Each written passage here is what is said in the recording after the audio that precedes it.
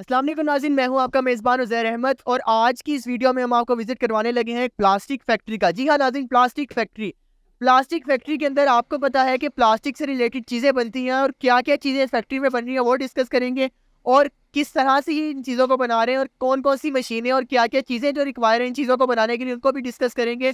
और सबसे अहम बात वो ये है कि इन चीज़ों को बनाने के लिए कितनी रिक्वायरमेंट जो है वो दरकार है, कितना पैसे जो है वो लगते हैं, ये मशीन के सेटअप कितने के लगते हैं, ये भी डिस्कस करेंगे। काम किस तरह से किया जा सकता है, कारीगर कहाँ से मिलते हैं, कैसे कारीगर काम करते हैं, कितने घंटे काम करते हैं, कितना खर्चा आता है, ये सारी चीज़ें हम डिस्कस करेंगे। आप देख सकते हैं कि मेरे हाथ में बास्केट मौजूद है।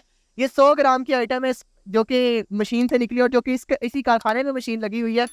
ये आइटम लगी हुई है, देख सकते हैं आप। इसके अलावा ये लोटा जो है जो यूज़ किया जाता है ख़ास तौर पे सब कॉन्टिनेंट में इसका बहुत काम है, बरसगीर के अंदर बहुत ज़्यादा यूज़ किया जाता है और ये भी इसी फैक्ट्री की प्रोडक्ट है जो बनाया गया है। हम आपको मुकम्मल मालूमात देंगे। आप अगर मालूमात चाहते हैं तो मुकम्मल वीडियो देखें। आपको मुलाकात करवाने लगे हैं फैक्ट्री के ओनर से। अस्सलाम वालेकुम सर। जी वालेकुम सलाम सर, क्या हाल चाल है आपका? सर आपका नाम? मोहम्मद अहमद मेरा। अच्छा अहमद साहब, मुझे बताइएगा कि फैक्ट्री जो है आप ये कितने अरसे से रन कर रहे हैं? मेरा माशाल्लाह 8 से 9 साल से काम है और आपके सामने है सारा काम। अच्छा मुझे बताइएगा कि आपके पास कितनी मशीनें लगी? जी मेरे पास 2 मशीनें लगी हुई हैं और अच्छे वज़न की लगी हुई हैं और अच्छा माल इसके ऊपर निकलता है सारा। मुझे बताइएगा कि आप 8-9 साल से ये काम कर रहे हैं और अगर कोई बंदा जो है काम स्टार्ट करना चाहता है और उसको इन्वेस्टमेंट कितनी करनी पड़ेगी और क्या-क्या चीज़ें उसको दरकार है?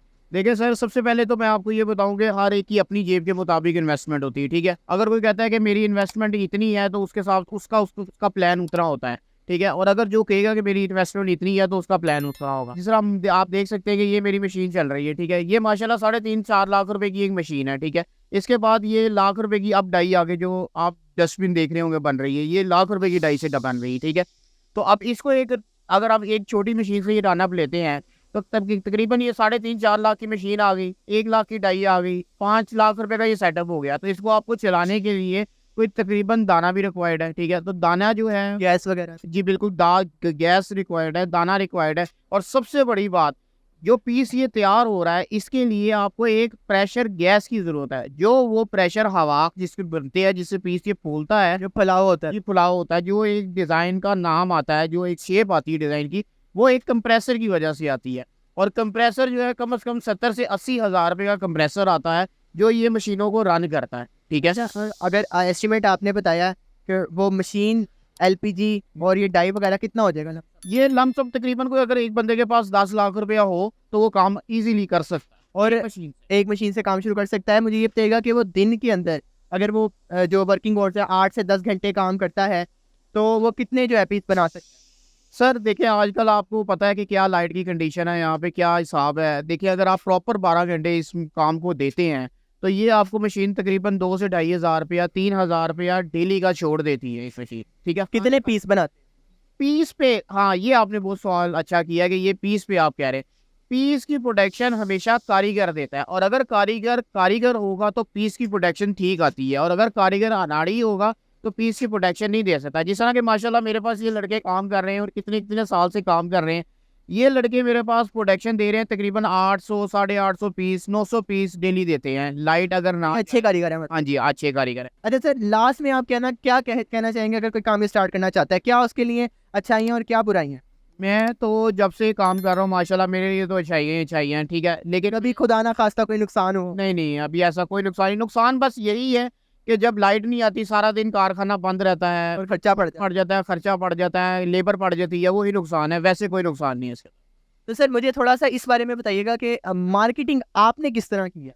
सर मैंने मार्केटिंग बड़ी, इसके पीछे एक स्टोरी है, जो मैं आपके साथ फिर कभी शेयर करूँगा, लेकिन इसके लिए ये मैं आपको बता देता हूँ। कोई मशवरा तो दें व्यूअर्स को। हाँ जी, बिल्कुल, ये काम आप करें, ये काम बहुत अच्छा है। सर अगर कोई आपसे माल भी लेना चाहे तो आप उसके लिए हाज़िर हैं? जी बिल्कुल, माल लेना चाहे मुझसे, काम स्टार्ट करना चाहे, किसी भी पोजीशन में कोई भी हेल्प चाहिए तो मैं दूँगा और आपको आउट ऑफ सिटी में माल चाहिए, मेरे पास बिल्टी की भी सहूलत मौजूद है, मेरे पास हर तरह की सहूलत मौजूद है, सिर्फ़ मुझे नाम एड्रेस दें, बिल्टी भी आपके पास माल। मिनिमम ऑर्डर कोई कितना कर सकता है? सर मेरा जो मिनिमम ऑर्डर है वो 50 डज़न का है, यानी कि 50 दर्जन का मेरा बोरा तैयार होता है, ठीक है? वो जाता है मेरा बोरा बाहर के शहरों में, टोटल मेरा काम है, ठीक है? अगर कोई मेरे से लेना चाहता है तो कम से कम 50 दर्जन का बोरा है, क्योंकि मैं बल्क में काम करता हूँ, मैं रिटेल में काम नहीं कर। सर थोड़ी सी अगर बात कर ली जाए कि पर पीस मार्जिन के हवाले से, उसमें आप क्या कहना चाहेंगे? मैं आपसे आपकी वो इनकम नहीं जानना चाह रहा हूँ, बस मैं ये जानना चाह रहा हूँ कि कोई अगर इन्वेस्ट करता है तो इन्वेस्ट करने के साथ साथ उसका ये माइंड होता है कि मैं पर पीस इतना गेन कर सकता हूँ, उसके बारे में बताइएगा। सर ये जो आप जहाँ तक मार्जिन की बात कर रहे हैं ना, मार्जिन इसके अंदर इंसान के अपने हाथ में होता है कि उसने किस तरह कहाँ से क्या बचत करनी है, ठीक है।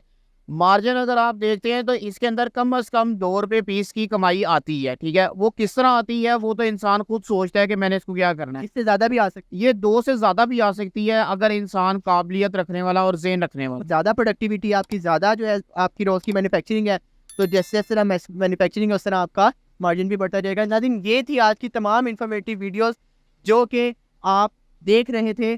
इसमें हमने आपको तमाम बताया कि आप मशीन फैक्ट्री, प्लास्टिक फैक्ट्री किस तरह से सेटअप स्टार्ट कर सकते हैं, क्या क्या रिक्वायरमेंट्स हैं, तमाम मालूमात दी। मज़ीद मालूमात के लिए ऐसी ही वीडियोस देखते रहें। आपका बहुत शुक्रिया वीडियो वॉच करने का। तब अपना ख्याल रखें। अल्लाह हाफिज़।